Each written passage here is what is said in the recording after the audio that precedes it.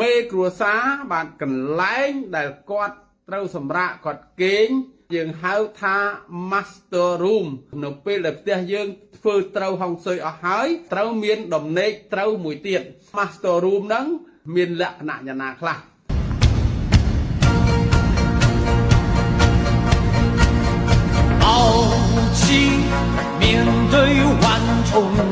ទី1ទីតាំង master room តោងមានទីតាំងនៅជាន់ក្រោមហើយខាងក្រោយបាទខាងក្រោមហើយខាងក្រោយនឹងនៅចំហៀងខាងនេះបន្ទប់មេគ្រួសារត្រូវមានទីតាំងអញ្ចឹងទី2ទ្រង់ទ្រាយបន្ទប់គប្បីមានទ្រង់ទ្រាយ4ជ្រុងទ្រវែងក្តី4ជ្រុងស្មើការ៉េនោះក្តីមានទ្រង់ទ្រាយជាជ្រុង4បាទទី3គឺទំហំជាទូទៅលក្ខណៈស្តង់ដាររបស់ master room គឺ16ម៉ែត្រការ៉េបាទ16ម៉ែត្រការ៉េជាទូទៅលក្ខណៈធម្មតារបស់ master room គឺ16បាទ16ម៉ែត្រការ៉េទី4បាទបរិស្ថាននៃ master room តោងតែជាបន្ទប់ទទេអត់មានរបស់រំខានអត់មានវត្ថុរារាំងទេរារាំងដូចជាតុជាទូរបស់អ្វីដែលមានជ្រុងមានអីអវ៉ាន់អីគ្មានទេនៅក្នុងបន្ទប់គេង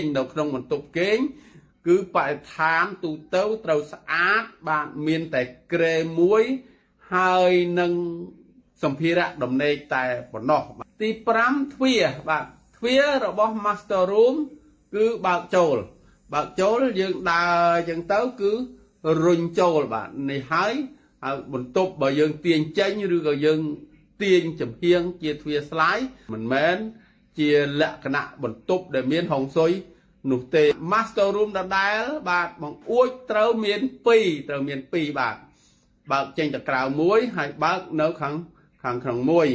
ទី7អ្នកដែលអាស្រ័យនៅអ្នកគេងនៅក្នុង master room គប្បីជាមេគ្រួសារ